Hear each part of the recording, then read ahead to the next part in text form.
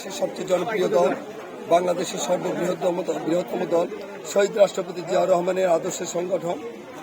এবং সেই সংগঠনের আমরা জানি যে আমাদের প্রিয় নেত্রী, আমাদের মমতাময়ী মা, সাবেক 3 বারের প্রধানমন্ত্রী দেশনেত্রী বেগম খালেদা জিয়ার যে ত্যাগ, যে সংগ্রাম এবং তার যে আত্মত্যাগ, এবং সেই সাথে আমাদের প্রিয় নেতা, আমাদের 18 কোটি মানুষের প্রাণের স্পন্দন, আমাদের পার্টির বর্তমান চেয়ারম্যান, আমাদের আগামীর ভবিষ্যৎ, আগামীর বাংলাদেশ, যার আকাশচুম্বী জনপ্রিয়তার কারণেই, আল্লাহর রহমতে এই জিয়া পরিবারের জনপ্রিয়তার কারণেই সারা বাংলাদেশের মতো আমাদের এই রাজবাড়ী শুধু 2 না, রাজবাড়ী 1ও আমাদের যেটা বিএনপি অধ্যুষিত এরিয়া হিসাবে আমরা জানি।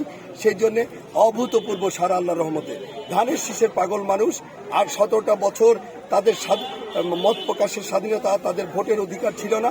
মানুষ মুখিয়ে আছে ইনশাল্লাহ 12 তারিখে। আমাদের বিশ্বাস ইনশাল্লাহ অবশ্যই সবাই ধানের শীষের পক্ষে রায় দেবেন ইনশাল্লাহ।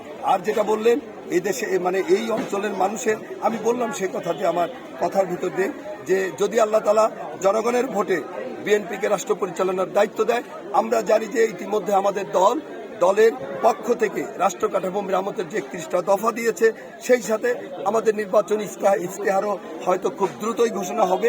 আমরা জানি যে আমাদের দল রাষ্ট্র পরিচালনার দায়িত্ব পেলে আমাদের দলের ইশতেহার অনুযায়ী এবং আমরা যেসব অঞ্চলে আমরা প্রতিনিধিত্ব করার সুযোগ পাবো, ধানের শীষে প্রার্থীরা বিজয়ী হবে, সেখান থেকে সেই অঞ্চলের জনসাধারণের সমস্যাগুলা আলাপ আলোচনা করে, সমস্যা চিহ্নিত করে আমরা সেইভাবে দল রাষ্ট্র পরিচালনার দায়িত্ব পেলে আমরা কাজ করার চেষ্টা করবো ইনশাআল্লাহ।